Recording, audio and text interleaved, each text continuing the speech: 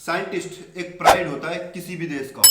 किसी भी देश की तरक्की के पीछे उस देश की साइंस और उस देश के साइंटिस्टों का बहुत बड़ा हाथ होता है। हम जब भी जीरो के बारे में सुनते हैं तो हमें सिर्फ आर्यभट्ट का नाम याद आता है, क्योंकि आर्यभट्ट ने जीरो की खोज की थी और हमें प्राउड फील होता है कि वो साइंटिस्ट भारतीय था। भारत की स्पेस एजेंसी इसरो और उस पर काम करने वाले दुनिया के सबसे बेस्ट साइंटिस्ट, और उन्हीं बेस्ट साइंटिस्टों में एक थे नंबी नारायण, जिन पे 1994 में एस्पियोनाज के केस में उनको अरेस्ट किया गया। उन पे देशद्रोह के आरोप लगाए गए और उनको टॉर्चर किया गया, उनको इंटरोगेट किया गया और उनसे कहा गया कि ये जितने भी ब्लेम आप पे लगे हैं ये सारे आप इसरो के टॉप साइंटिस्ट पे शिफ्ट कर दो। बट नंबी सर ने ऐसा कुछ नहीं किया और उसके बाद उस टाइम पे जितने भी न्यूज़पेपर थे उन पे एक आर्टिकल पब्लिश हुए विदाउट एनी प्रूफ, और नंबी सर पे ब्लेम लगाया गया कि इन्होंने इसरो के कुछ खुफिया जानकारी कुछ पैसों के लिए पाकिस्तान को बेच दी है। जरा सोच के देखिए कि जो इंसान नासा की जॉब को इनकार कर दे वो इंसान कुछ पैसों के लिए अपने देश के सीक्रेट पाकिस्तान को बेचना चाहेगा। तो देशभक्ति क्या होती है ये बताई नहीं बल्कि प्रूफ की जाती है, जो नंबी सर ने प्रूफ करके दिखाई। उनकी लाइफ पर बेस्ड एक मूवी आने वाली है रॉकेटरी, जिस मूवी में कि उनकी पूरी जर्नी के बारे में दिखाया गया है। तो इस मूवी को देखने के बाद इनकी पूरी जर्नी के बारे में आपको क्लियरली पता चल जाएगा। और नंबी सर हमारे देश के एकमात्र ऐसे साइंटिस्ट नहीं है जिनके साथ ये हादसा हुआ।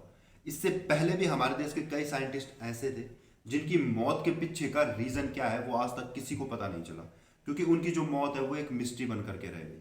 जिनमें सबसे पहला नाम आता है होमी जहांगीर भाभा का। शायद इनका नाम आपने सुना होगा क्योंकि इनके नाम पे भावर एटॉमिक रिसर्च सेंटर भी है।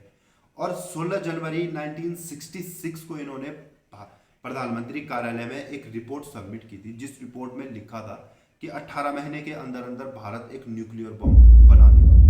बट अनफॉर्चुनेटली इस रिपोर्ट को सबमिट करने के 5 दिन के बाद उस टाइम पे जो हमारे देश के प्रधानमंत्री थे लाल बहादुर शास्त्री जी, उनका निधन हो गया। और उनके निधन के ठीक 13 दिन के बाद भारत से वेन्यू जाने वाली फ्लाइट क्रैश हो गई और उसमें जितने 20 पैसेंजर थे वो सब के सब मर चुके थे, जिनमें इसकी होमी जहांगीर भाभा भी एक थे। और उस क्रैश के पीछे का रीजन क्या था वो आज तक किसी को पता नहीं चला, क्योंकि वहां पर जब इन्वेस्टिगेशन हुई तो कुछ रिसर्च करने वालों का कहना था कि इसमें जो पायलट है उसकी गलती थी, क्योंकि उसकी गलती के कारण जो प्लेन था वो पहाड़ पे टकराया और क्रैश हो गया। और कुछ रिसर्चर का ये कहना था कि उस प्लेन में इतना फ्यूल था कि अगर वो पहाड़ पे टकराता तो वहां पे एक जोरदार ब्लास्ट होता और उस प्लेन का जो मलबा था वो वहां पे गिरा मिलता। बट वो कुछ ऐसा नहीं था, तो इसका मतलब कि जो प्लेन था वो हवा में क्रैश हुआ। अब इसके पीछे एग्जैक्टली उस टाइम पे क्या हुआ था ये किसी को भी पता नहीं है, और हमारे देश की जो गवर्नमेंट है उस टाइम पे उन्होंने इस केस को इतना सीरियसली लिया नहीं। और दूसरे साइंटिस्ट थे हमारे स्पेस प्रोग्राम के फादर कहे जाने वाले विक्रम साराभाई जी। 30 दिसंबर 1971 की शाम को ये अपने साइंटिस्टों से मिल करके अपने होटल के रूम पे गए, और वो दिन उनकी जिंदगी का आखिरी दिन था, क्योंकि अगले दिन जब होटल का रूम खोला गया तो वहां से उनकी डेड बॉडी प्राप्त हुई। अब इसके पीछे का क्या रीजन था ये किसी को पता नहीं चला, क्योंकि इन्वेस्टिगेशन हुई नहीं और गवर्नमेंट ने इस केस को भी बंद कर दिया, और जो उनकी मौत थी वो सिर्फ एक मिस्ट्री बन करके रह गई। उसके बाद नेक्स्ट नंबर आता है लाखनाथम मणिलिंगम का। 2009 में ये सुबह सुबह वॉक पे निकले और वहीं से 5 दिनों तक गायब थे। उस टाइम पे बवाल भी हुआ था कि शायद इनके पास कुछ न्यूक्लियर के कोड है, बट कोड इनके पास कुछ थे नहीं। बट हाँ, ये न्यूक्लियर साइंटिस्ट थे भारत के। और 5 दिनों के बाद इनकी जो डेड बॉडी थी वो काली नदी के किनारे मिली। और इनकी मौत के पीछे क्या रीजन है, किसने इनको मारा, क्यों मारा, इसका कोई भी सबूत नहीं मिला। और इनकी जो मौत थी वो भी सिर्फ एक रहस्य बनकर रह गई। और इनकी मौत के कुछ हफ्तों के बाद ही भाभर एटॉमिक रिसर्च सेंटर के 2 और न्यूक्लियर साइंटिस्ट जल करके मर गए। और इनके पीछे का क्या रीजन था, किसने आग लगाई, क्यों लगाई, किस तरह लगाई, कुछ भी पता नहीं चला। और इनकी मौत भी एक सिर्फ मिस्ट्री बन करके रह गई। और 2010 में एक साइंटिस्ट माधवन पद्मनाभन अय्यर की उनके घर से लाश मिली, और जिसके पीछे का रीजन किसी को पता नहीं चला, क्योंकि 2010 से 2012 तक इनका जो केस था उसकी इन्वेस्टिगेशन हुई और उस इन्वेस्टिगेशन में कुछ भी पता नहीं चला कि एक्चुअल में इनकी मौत के पीछे का रीजन क्या था। उससे पहले कुछ ही महीने पहले उसी सेम न्यूक्लियर फैकल्टी में काम करने वाले रवि कुमार मोल की लाश भी उनके घर से मिली थी, और उनकी मौत के पीछे का रीजन भी किसी को पता नहीं चला। और 2013 में के जोशी और आशीष शिवम जो कि आईएनएस में काम करते थे, इनकी डेड बॉडी एक रेलवे प्लेटफॉर्म पे पाई गई। और इनको जहर दे करके मारा गया था।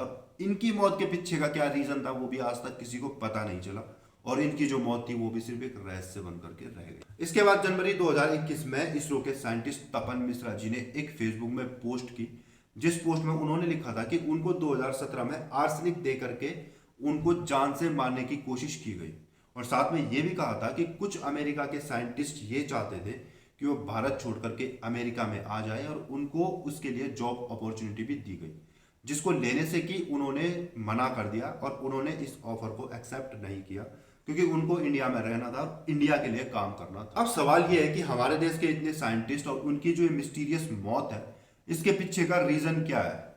अब ये सिर्फ एक इत्तेफाक तो हो नहीं सकता, क्योंकि अगर एक होता तो इत्तेफाक कहा जाता, बट इतने साइंटिस्ट और उनकी जो मिस्टीरियस मौत है, इसके पीछे कोई ना कोई रीजन तो है, ठीक है। और इनकी मौत के पीछे कहीं ना कहीं कोई ना कोई विदेशी ताकतें हैं जो चाहती हैं कि इंडिया तरक्की ना करे। इंडिया के जो साइंटिस्ट है, इंडिया की जो स्पेस एजेंसी है, वो कहीं हमसे ज़्यादा सक्सेस या हमसे ज़्यादा डेवलप ना हो जाए, और इसीलिए कहीं ना कहीं वो इंडिया को रोकने की कोशिश करते हैं। और इसीलिए जो हमारे देश में कई टैलेंटेड लोग होते हैं, उनको या तो हाई सैलरी दे करके अपने देश में अपने लिए काम करने के लिए रख लेते हैं, या और जिन लोगों को वो खरीद नहीं सकते, उनका वो कैरियर और कैरेक्टर पूरी तरह से डिस्ट्रॉय करने की कोशिश करते हैं। बात करते हैं कि इसका सॉल्यूशन क्या है, तो इसका सॉल्यूशन सिर्फ एक ही है कि जो हमारी देश की गवर्नमेंट है, वो हमारे देश के जितने भी साइंटिस्ट हैं उनकी सिक्योरिटी की जिम्मेदारी उठाए, यानी कि उनको एक अच्छी सिक्योरिटी प्रोवाइड कराए। और जितने भी ये नेताओं को आलतू फालतू की सिक्योरिटी दे रखी है, इससे बेटर ये कि जो हमारे देश के असली हीरो है, हमारे देश के जो असली साइंटिस्ट है, उनको ये जो सिक्योरिटी है ये प्रोवाइड कराई जाए, या उनको ये सिक्योरिटी दी जाए, ताकि वो अपने देश के लिए एक अच्छा काम करें और अपने देश को हमेशा आगे बढ़ाए। सो आई होप कि अब आपको वीडियो पसंद आई होगी, इस वीडियो से आपको कुछ वैल्यू मिली होगी। अगर आपको वैल्यू मिली है तो वीडियो को लाइक, शेयर, और चैनल पर नए हो तो चैनल को सब्सक्राइब जरूर करना। मिलते हैं नेक्स्ट वीडियो में।